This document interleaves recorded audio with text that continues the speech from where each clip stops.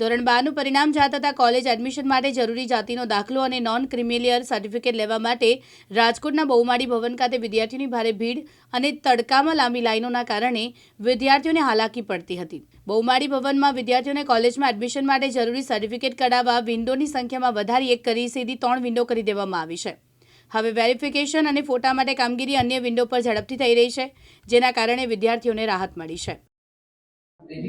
હા, હું અત્યારે સમાજ કલ્યાણ અધિકારી વિકસિત જાતિ દાખલાના અધિકારી તરીકે છું અને અત્યારે ઇન્ચાર્જ જિલ્લા નાયબ નિયામક રાજકોટ તરીકે છું.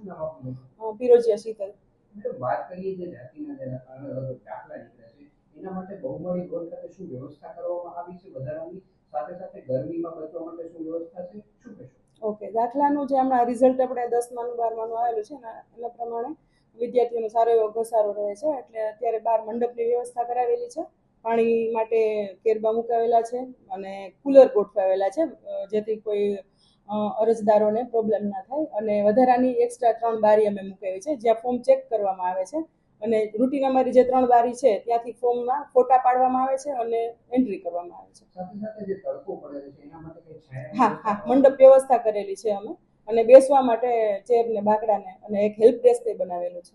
સાથે સાથે વાત કરીએ ત્યારે કેટલો સ્ટાફ કામ કરે છે અને રોજના કેટલા અંદાજે આવતા હોય છે? અત્યારે અમારો લગભગ મોટા ભાગનો 10 થી 11 જણા નીચે છે, ઓપરેટરો સહિત બધા નીચે છે, અને દરરોજ અત્યારે ઘસારાને પહોંચી વળવા માટે તમામ સ્ટાફ નીચે 9:30 આવી જાય છે.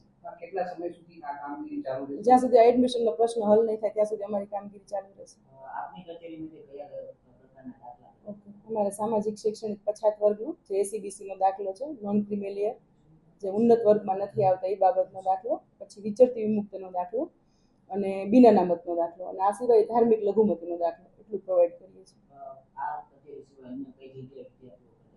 હા, આ કચેરી સિવાય જે આપણે મામલતદાર ઓફિસ છે ઈસ્ટ વેસ્ટ સાઉથ, ત્યાં પણ નોન ક્રિમિલિયરની કામગીરી ચાલુ જ છે, ત્યાં પણ જઈ શકે છે, અને કલેક્ટર કચેરીના જનસેવા કેન્દ્રમાં પણ આ કામગીરી ચાલુ છે.